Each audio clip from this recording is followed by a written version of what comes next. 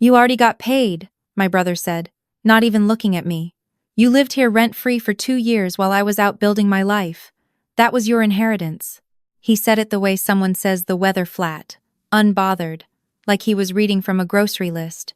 My father had been in the ground for 11 days. I want you to understand what those 2 years actually looked like. I want you to understand before I tell you what happened next, because the ending only makes sense if you know what came before it. My father built Callaway Construction with his hands. Literally, he started with a second-hand truck, a used nail gun, and a business license he filed himself at the county courthouse in Murfreesboro, Tennessee. By the time I was in high school, he had 40 employees and contracts across 3 counties. He was not a rich man in the way people imagine rich men, but he was comfortable, and he was proud, and he had built something that mattered to him more than almost anything else in the world. Almost. My mother died when I was 16. Ovarian cancer, stage 4, diagnosed in October and gone by the following June. After that, it was just the 3 of us, my father, my brother, and me. My brother was 22 when she passed, already out of the house, already living in Nashville with a girlfriend and a sales job he talked about like it was going to make him famous. He came home for the funeral and left 4 days later. I stayed. I was 16. I didn't have anywhere to go. My father and I found our rhythm. I finished high school, went to community college for nursing, worked at the county hospital for 3 years. I had my own apartment 20 minutes away. I called him every Sunday. We had dinner together most Thursdays. It was a quiet, ordinary kind of love, the kind that doesn't photograph well but holds you together when things get bad. Things got bad in March, 2.5 years ago. My father had a stroke.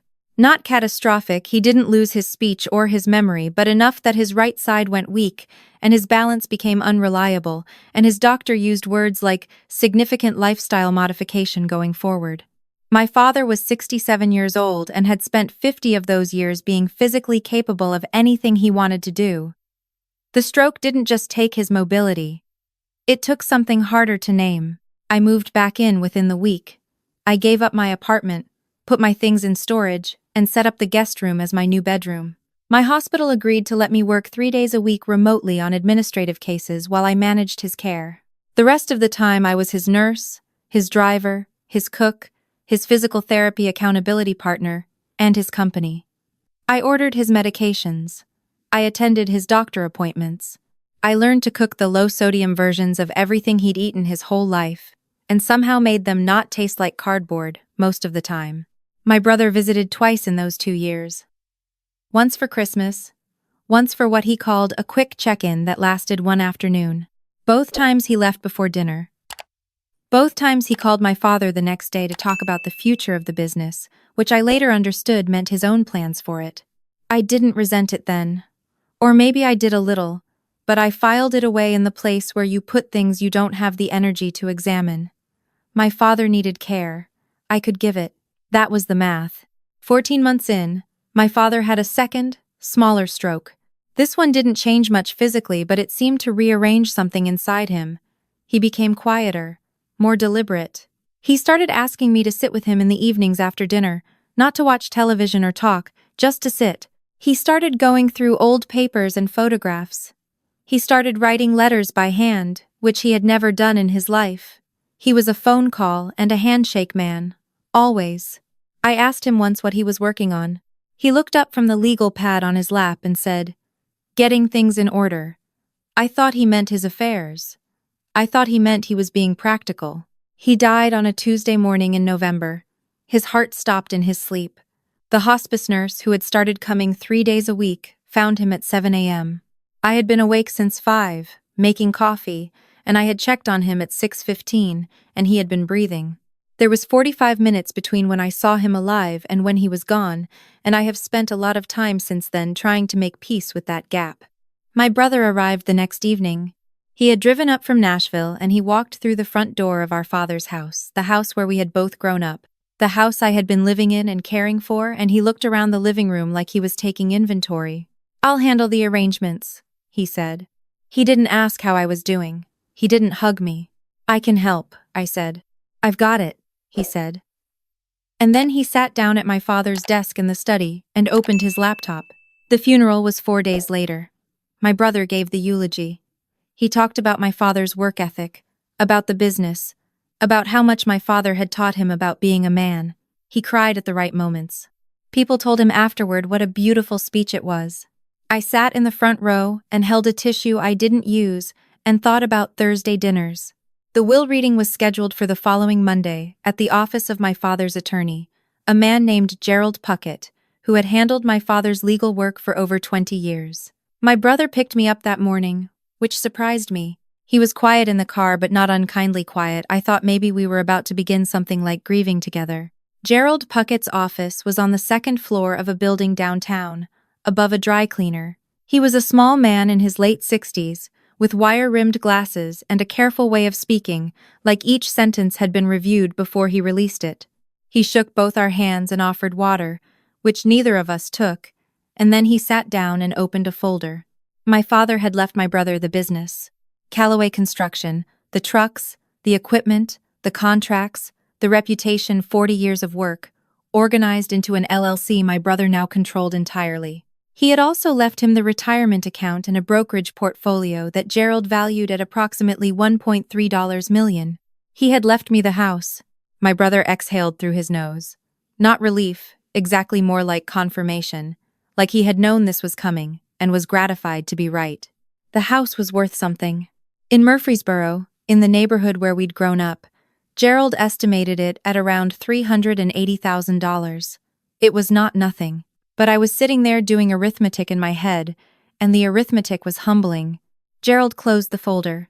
My brother stood up before Gerald had even finished gathering his papers. "I'll need you out by the end of the month," my brother said to me. I looked at him. "I'm sorry? The house is yours, but I'm selling it. I need the liquidity for the business transition." He straightened his jacket. "End of the month gives you 3 weeks. That's reasonable. That's Dad just died 11 days ago. I know when Dad died."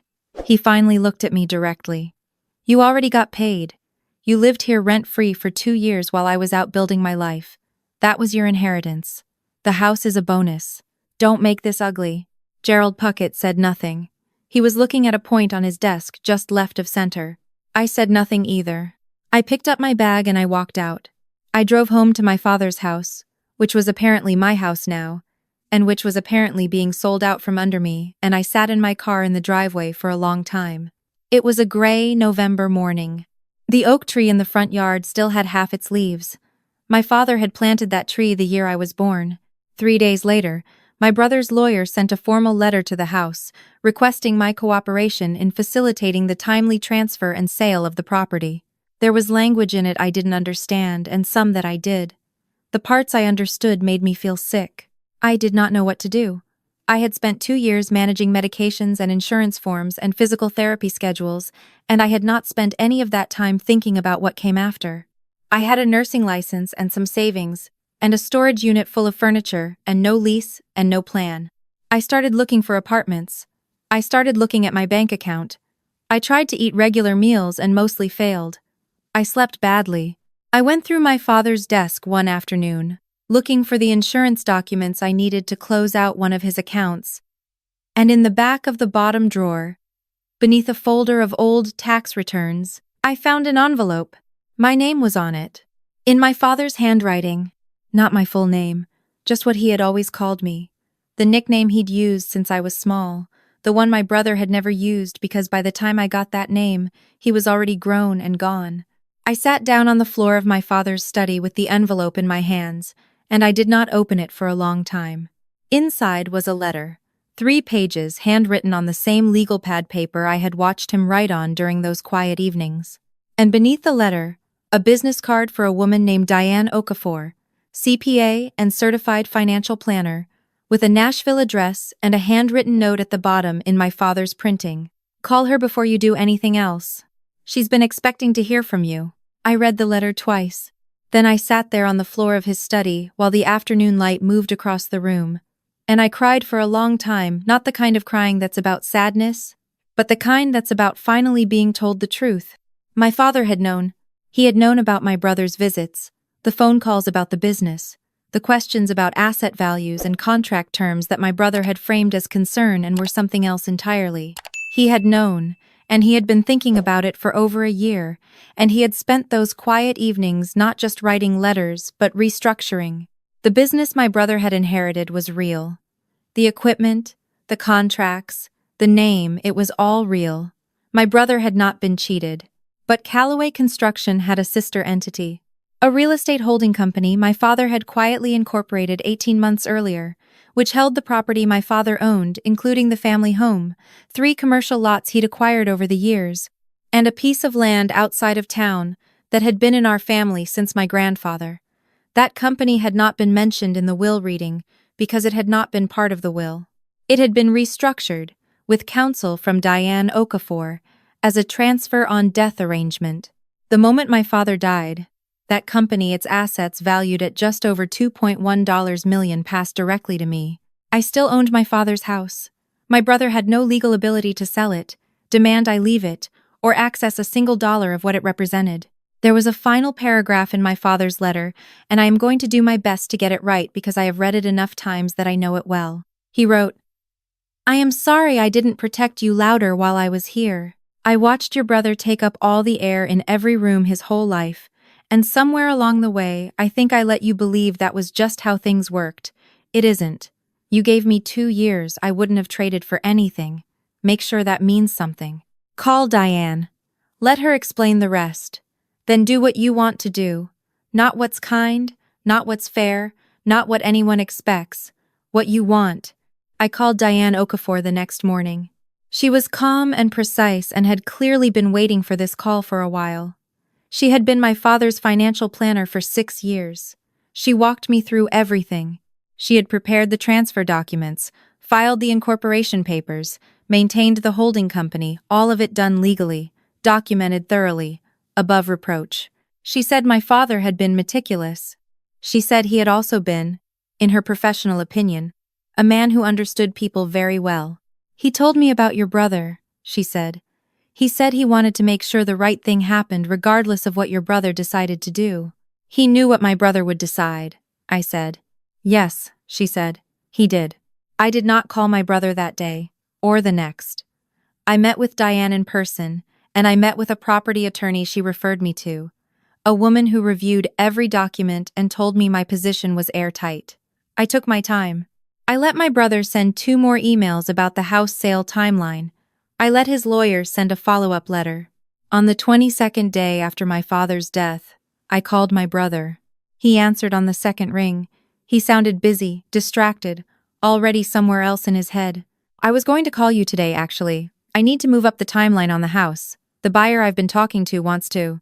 "I'm not selling the house," I said. Silence. "Excuse me? I'm not selling the house. I own it. I own the property it sits on and 3 other parcels in Rutherford County. I have documentation if you'd like it. You're welcome to have your attorney review everything. I'd actually encourage that, because what she's going to find is that Dad planned this for over a year and it's entirely legitimate and there's nothing to contest." The silence lasted longer this time. "What are you talking about?" His voice had changed. The busy distraction was gone. "Dad set up a holding company. The real estate never went through the will. It transferred directly to me when he died. The house isn't part of your estate and it never was." He wouldn't have, he stopped. Started again. "He would have told me." "He told me," I said. "In a letter. In the desk drawer." I heard him breathe. "This is going to get very complicated," he said. And the way he said it was meant to sound like a warning. It sounded, to me, like a man who had just realized he was standing on ground that wasn't there. "Your attorney will confirm it isn't complicated at all," I said. "It's actually quite simple. I'd suggest calling the business's accountant this week. There are some outstanding payroll tax filings that need attention before the end of the quarter. Dad flagged them in his notes. I forwarded them to you last week. I hope you saw that." He hadn't, or hadn't understood their significance. I know this because 2 weeks later, his business manager called me asking if I knew how to reach Diane Okafor, because they had found some discrepancies in the company financials that they needed help untangling. I gave her Diane's number. That was the last direct assistance I offered. My brother called me 3 more times over the following 2 months. The first time he was angry. He used words I will not repeat, and made accusations about my father's mental state at the time of the restructuring that his own attorney subsequently told him were not supportable. The second time he was different, quieter, asking questions, trying to understand how the pieces fit together. That call was almost like talking to the brother I had when we were children, before the distance and the competition calcified into something harder. The third time he called, he asked if I would consider selling him one of the commercial lots. He said the business needed the expansion space. He said he had a fair price in mind. I told him I would think about it. I have been thinking about it for 4 months now. I am in no hurry. I still live in my father's house. The oak tree in the front yard lost all its leaves in December and has started coming back now, small green points along the branches.